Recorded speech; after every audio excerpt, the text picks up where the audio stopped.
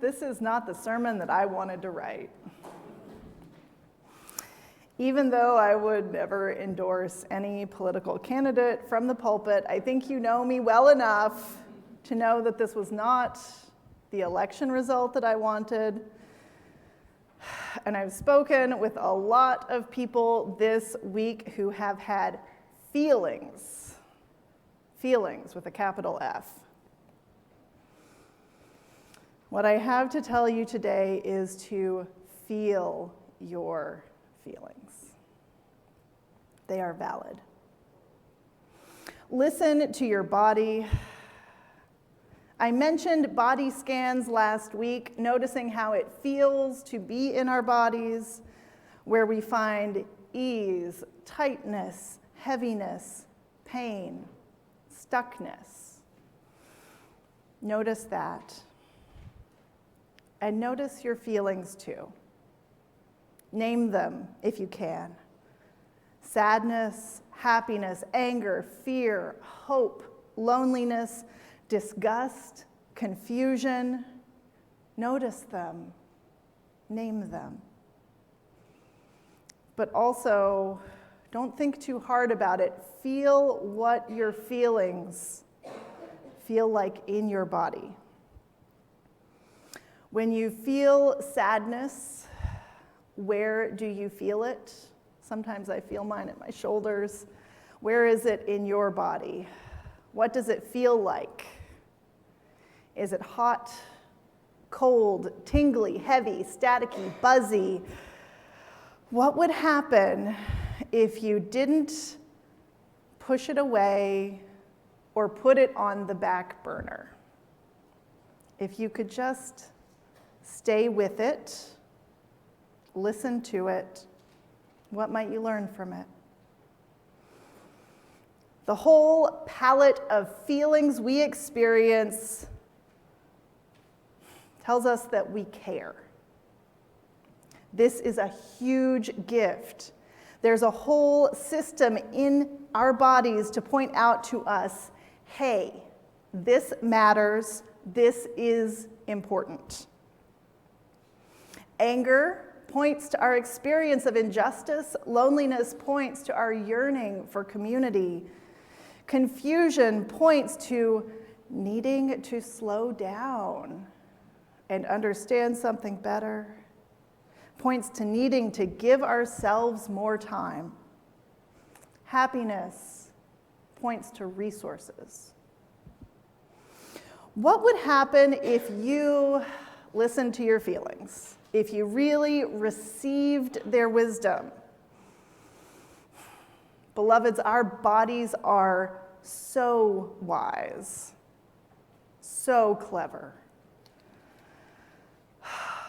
It's also true that they can hold our trauma, that we can keep experiencing feelings related to past trauma instead of the present moment. This is because everything inside us is trying to take care of us, even if it's a big alarm still going off from years or decades ago. Author and trauma therapist Resmaa Menakem defines trauma as a spontaneous protective mechanism used by the body to stop or thwart further or future potential damage. He continues, trauma is not a flaw or a weakness. It is a highly effective tool of safety and survival. Trauma is also not an event. Trauma is the body's protective response to an event. Or to a series of events that it perceives as potentially dangerous. If you're interested in this work, I suggest you read Menakem's book, My Grandmother's Hands, Racialized Trauma and the Pathway to Mending Our Hearts and Bodies. We are a traumatized country, and it really shows this week. It played out in the election and in our response to the election.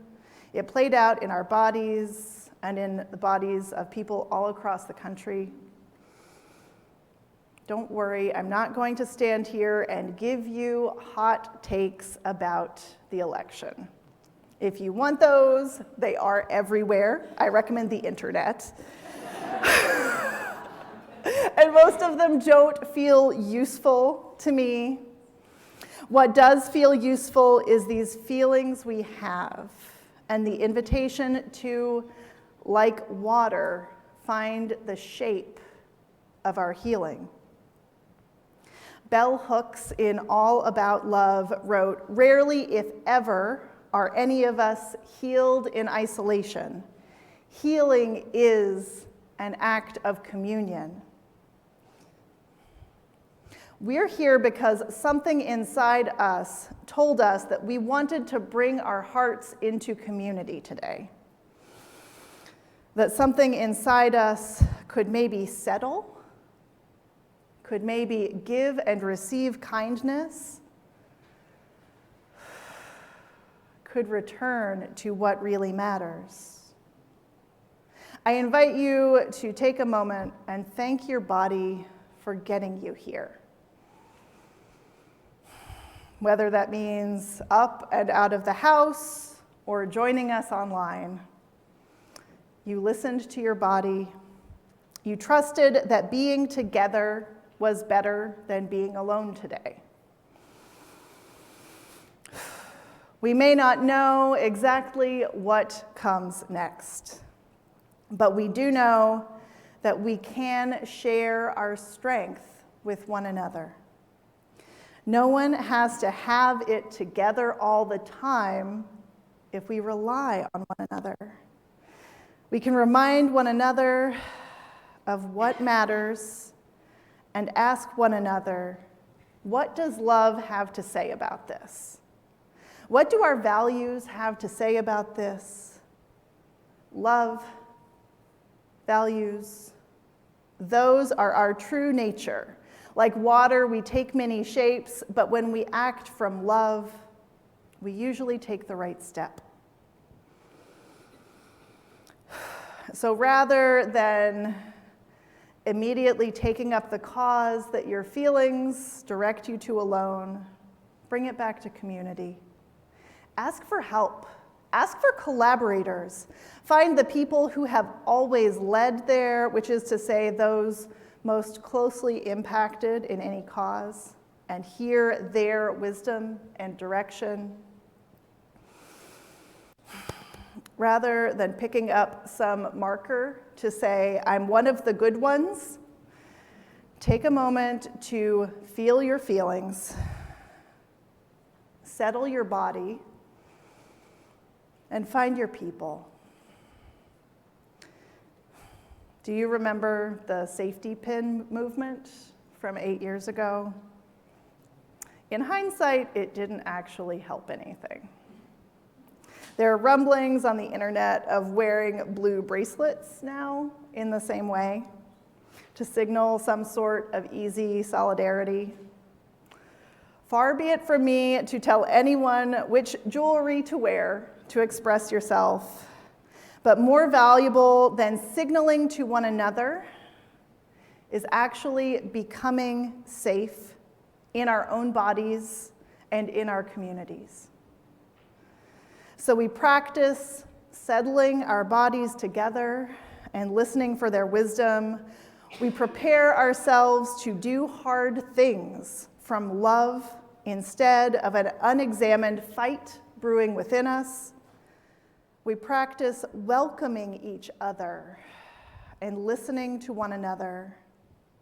We recommit to dismantling white supremacy culture and heteronormativity and patriarchy and ableism and all forms of oppression, all the way up and all the way down in our own bodies and patterns, in our interpersonal relationships, in this congregation, in all of our communities, in our culture, in our laws, in our world, until we can call the whole thing beloved community. We don't know the way, but we have faith that choosing each step in love will lead us in the end to beloved community. May it be so in our prayers and in our actions. Amen.